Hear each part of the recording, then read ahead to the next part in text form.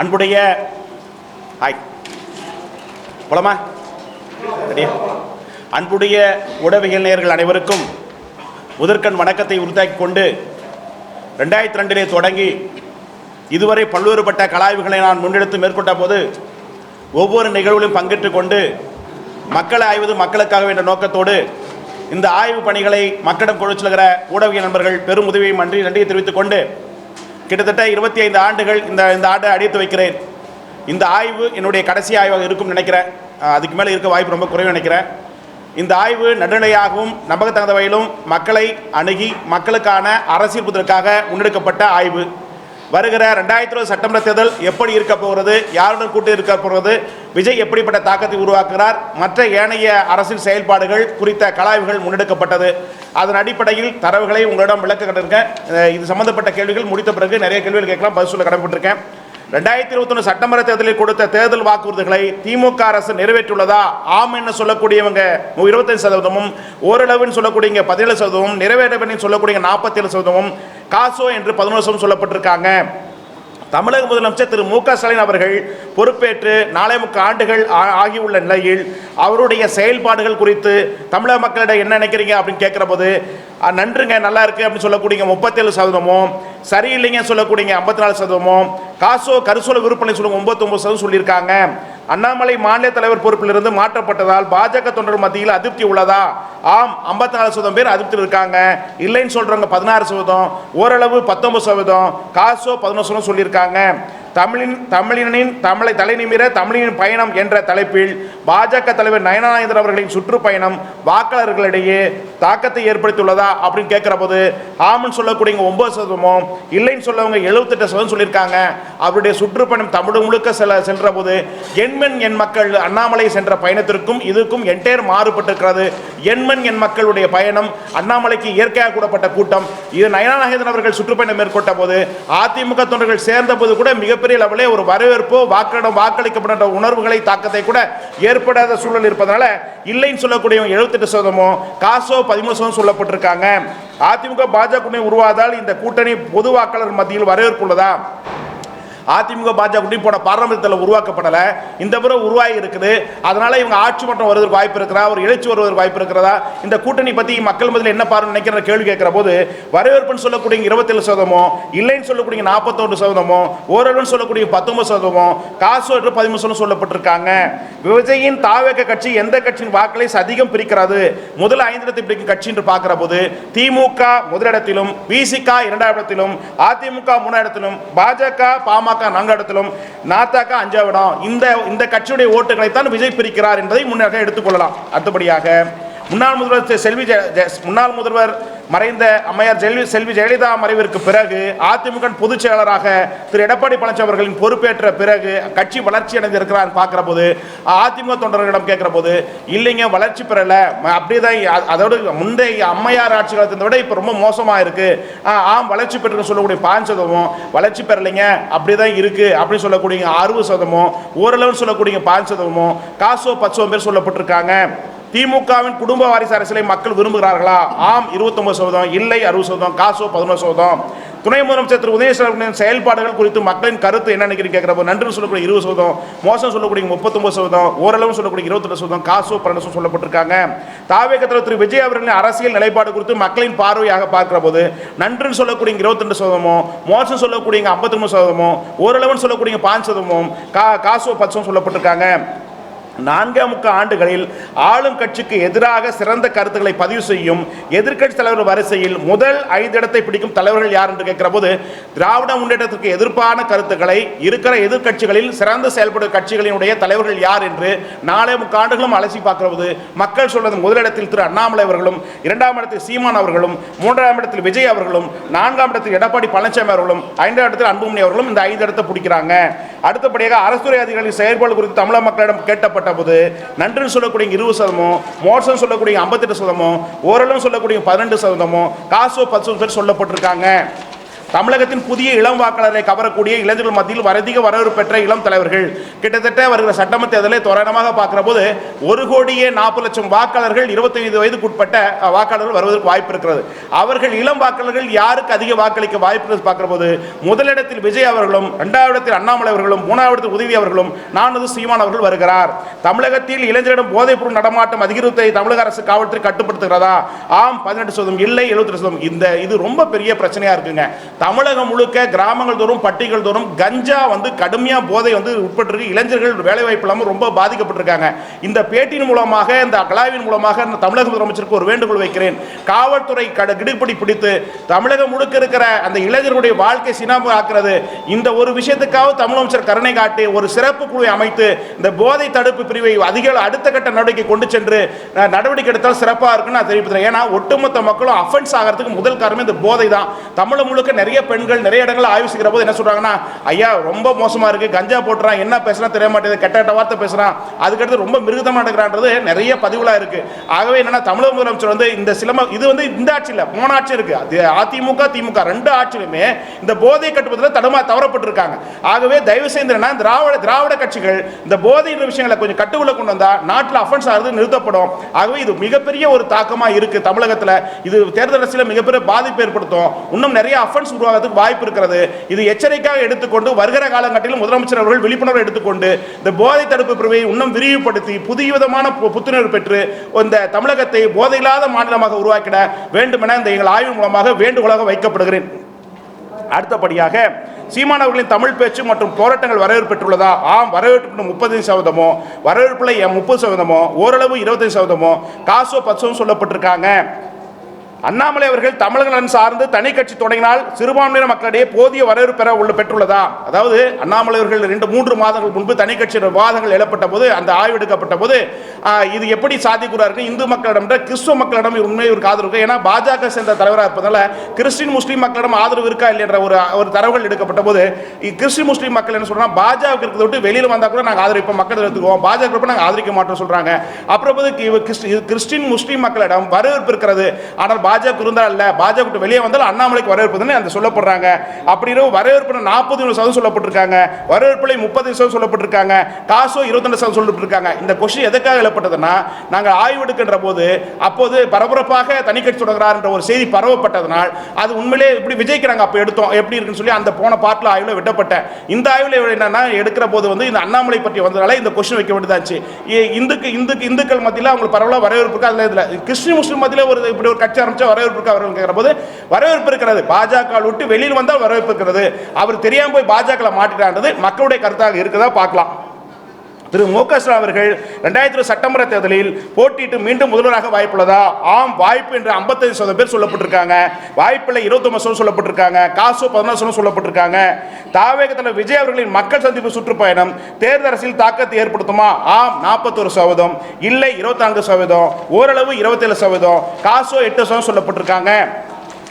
பாஜக தலைவர் நயனாரின் செயல்பாடு குறித்து கட்சியினர் வரையிடையே வரவேற்பு, அவர் போட்டது மிகப்பெரிய தவறுங்க, இந்த தேர்தல் நேரத்தில் இப்படி போட்டிருக்க கூடாது, அண்ணாமலை தொடர்ந்து இருக்கணும், இப்போ நயனாதன் போட்டது மிகப்பெரிய வீழ்ச்சிங்க, நயனார் முகத்தை பார்த்து யாரும் மக்கள் ஓட்டு போட மாட்டாங்க, இது ஒரு மாநிலத்துக்கான ஒரு தலைவருக்கான பிராந்திய கட்சிகளுக்கான வேல்யூ, அப்படின்ற போது பாஜகவை சரியான நேரத்தில் வளர்க்கிற போது இது எடுத்தது மிகப்பெரிய தவறு, இது பின்னடைவை சந்திக்கும் அப்படின்னு பாஜக சேர்ந்த தொண்டர்கள் வரவேற்பு மிகப்பெரிய அளவில் பாதிப்பிற்கு 11% தான் வரவேற்கிறாங்க. வரவேற்புல 64% பேர் பாஜக வரவேற்கல. நயனாதன் இருப்பது பிடிக்காமலே அந்த கட்சி இருப்பதாக நான் பார்க்கப்படுகிறேன். மாநில பொறுப்பினர்களோ, மண்டல பொறுப்பினர்களோ, பூத் லெவலில் சத்தியகேந்திர இருப்பவர்களோ, இல்லை வேற அனைத்து விதமான பொறுப்பினர்கள் அனைவரும் பெயர் பொறுப்புக்காக இருக்கிற உணர்வுமாக இருப்பதாக அந்த கட்சி உளவியல் அடிப்படையில் பார்க்கப்படுகிற போது இல்லையாக தெரிகிறது. அந்த தொண்டர் மத்தியில் மிகப்பெரிய விரக்தியாக இருப்பதும் தென்படுகிறதா பார்க்கப்படலாம். அதாவது இன்னொரு விஷயம், பாஜக கட்டுப்பட்டு அதிமுக பாஜக இருப்பதாக கூட பாஜக தொண்டர்கள் பேசிக்கொள்வதை களத்தில் தென்படுகிறது. ஓரளவு சொல்லக்கூடிய 8%, காசோ 17% சொல்லப்பட்டிருக்காங்க. அதுக்கு அடுத்த தேமுதிக தலைவர் விஜயகாந்த் அவர்கள் மறைவுக்கு பிறகு திருமதி பிரேமலதா அவர்களின் தலைமையிலான கட்சி வளர்ச்சி 10%, வளர்ச்சியில் 72%, ஓரளவு 5%, காசோ 13% மக்கள். அதாவது விஜயகாந்த் அவர்கள் இருந்தபோது அந்த கட்சி வளர்ச்சி, தொண்டர்கள் வரவேற்பு, மக்கள் மீதான வரவேற்பு, அந்த எதிர்பார்ப்பு மறைவுக்கு பிறகு பிரேமலதா அவர் கேட்டப்படுதுன்னா கேட்டப்படலை.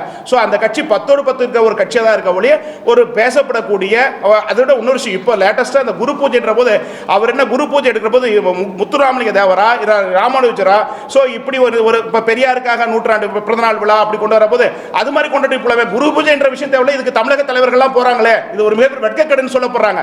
இது உண்மையிலே ஒரு நடிகர், அவர் நல்ல மனிதர் இல்லைன்னு சொல்லல. ஆனா மக்கள் மத்தியில இந்த ஒரு பிம்பம், இந்த தேர்தலுக்காக கட்டப்படுற பிம்பமாக மக்கள் பார்க்கப்படுறாங்க. இந்த குரு பூஜையை தவிர்த்திருக்கிறது நல்லதா இருக்கும் தேமுதிக. ஏன்னா அப்படி ஒன்றும் முத்துராமலிங்க தேவர் போலவோ ராமானுஜ போலவோ இல்ல வந்து மற்ற சுந்தரப்பட்ட பாடப்பட்ட தியாகி போல ஒரு கட்டம் கட்டுவது தவறு என்று சொல்கிற போது விஜயகாந்தை நடிகராக மட்டும்தான் பார்க்கிறாங்களே, நல்ல மனிதராக பார்க்கிறாங்க. ஆனா குரு பூஜை நடத்துற அளவுக்கு உகந்தவராக கிடையாது. இந்த அம்மையா அவர்கள் தன்னுடைய லாபத்திற்காக விஜயகாந்தை அசிங்கப்படுத்துவதாக மக்கள் பார்க்கிறாங்க.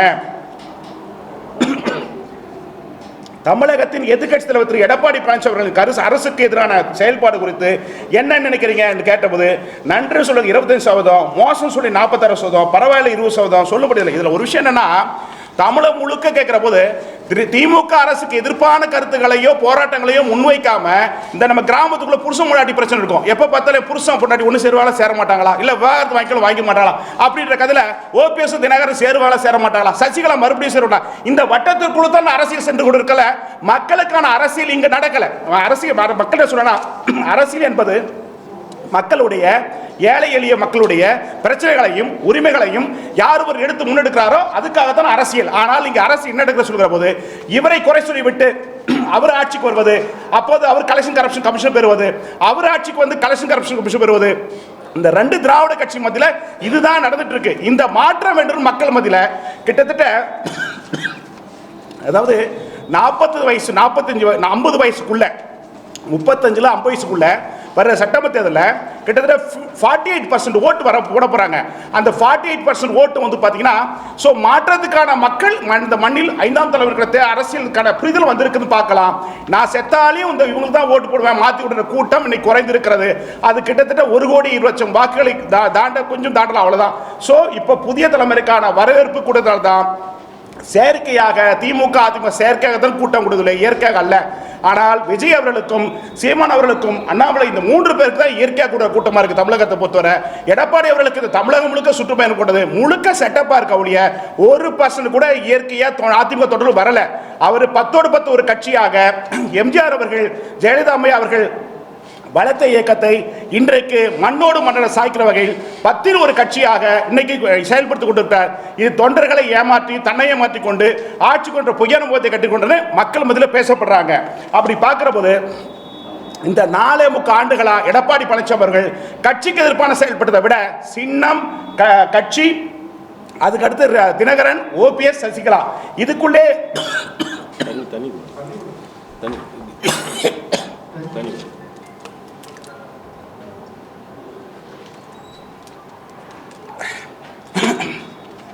இதை சுத்திய அரசியலிலே அதிமுக போய் கொடுத்து பாமர மக்களும் புரிந்து கொள்றாங்க. திமுக ஒரு பெரிய பிளஸ் இதுதான். அதே மாதிரி அதிமுக எடப்பாடி பழனிசாமியுடைய தலைமையை சரியா அதிமுக தொடர்ல ஏற்க மாட்டேங்கிறாங்க. அதாவது கிராமத்தில் சொல்றாங்கன்னா ஆட்சிக்கு வந்து இவனும் பெருசா செய்ய போறது இல்லைங்க, வந்து திருடுதான் போறாங்க, அப்படியே சேர்ந்து திருடிட்டு போடுதுன்னு அதுக்கு எதுக்கு ஓபிஎஸ் சசிகலா வேணான்னு சொல்றது? சமய நோக்கத்திற்காக நாட்டை சீர்படுத்துற நோக்கத்துக்காக இது பண்ண கிடையாது.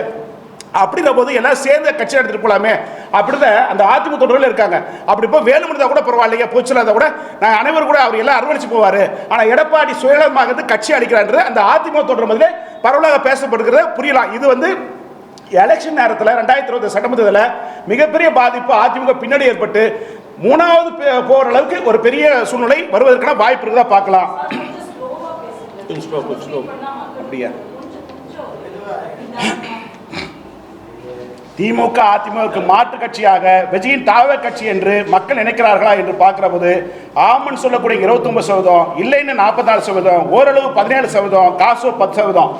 திமுக மாற்று கட்சியாக பார்க்கல, திராவிட கட்சிக்குள்ள தான் பிரிச்சுறாங்க.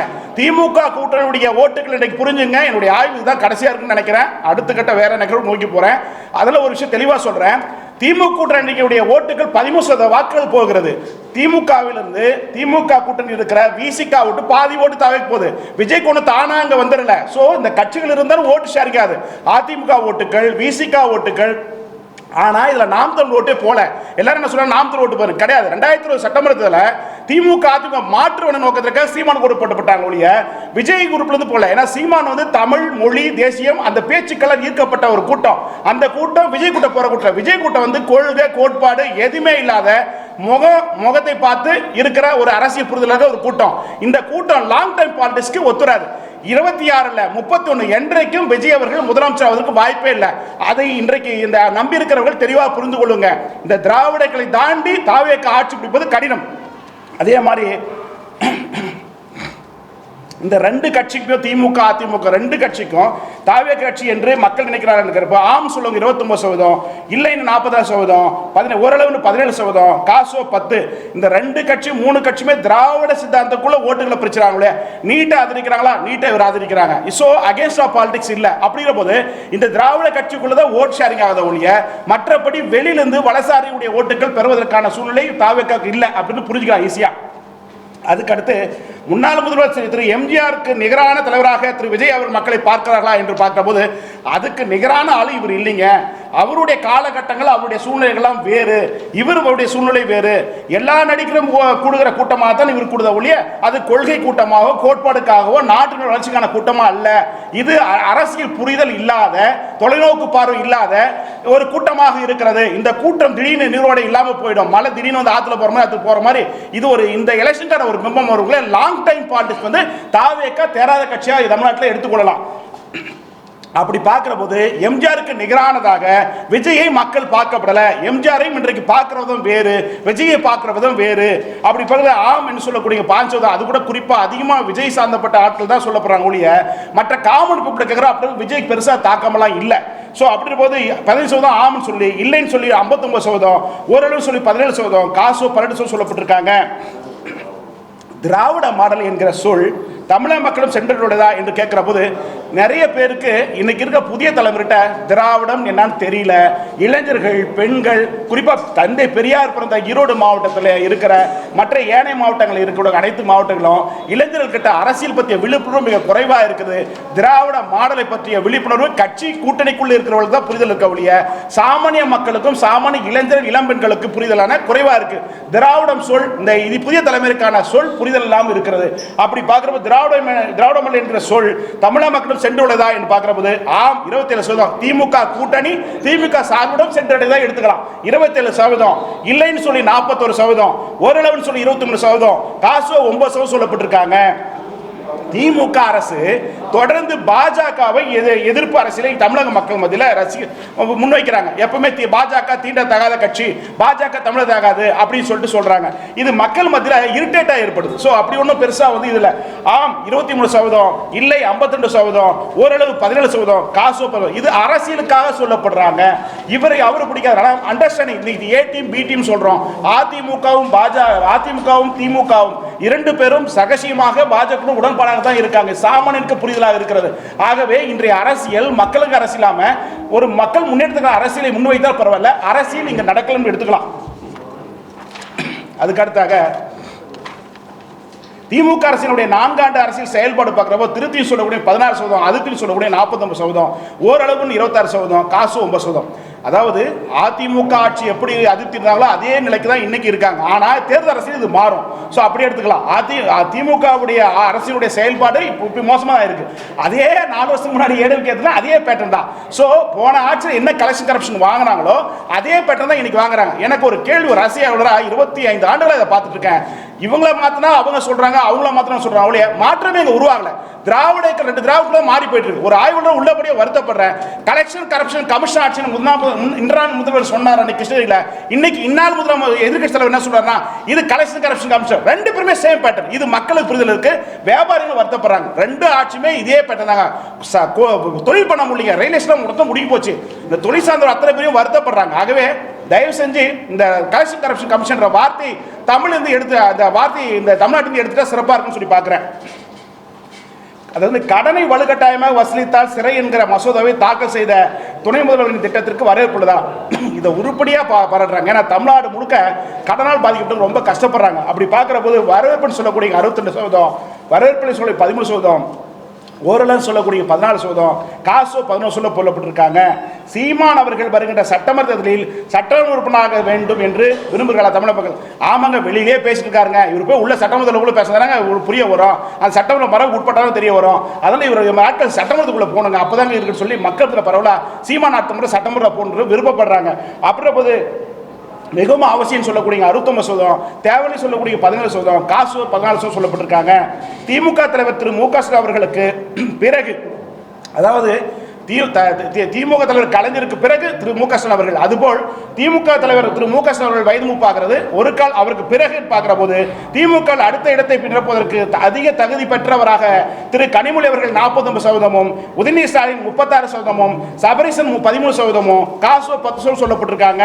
அதாவது எப்படி புரிந்து எடுத்துக்கன்னா, முதல்வருக்கு அடுத்தபடியாக அந்த இடத்தை பிடிக்க யார் வரணும் அப்படின்ற போது முதலமைச்சராகவோ இல்ல தலைவராகவோ யார் வரணும் பார்க்கிற போது அந்த திமுக தொண்டர்கள் மத்தியிலே பெரியார் சட்டத்தை ஒழுங்காக இன்னைக்கு வரையும் கடைபிடிக்கிற கனிமொழிகள் வந்தா சிறப்பா இருக்குன்னு சொல்லி அந்த கட்சி திமுக தொண்டர்கள் மத்தியிலே திமுக தலைவர் ஸ்டாலினுக்கு பிறகு கனிமொழி வரணும் விரும்புறாங்க. அதுக்கு அடுத்தபடியாக உதயநிதி இருக்கட்டும், தப்பு இல்லை அப்படின்றது திமுக தொண்டர் மத்தியில் பரவலாக இருக்கிறது.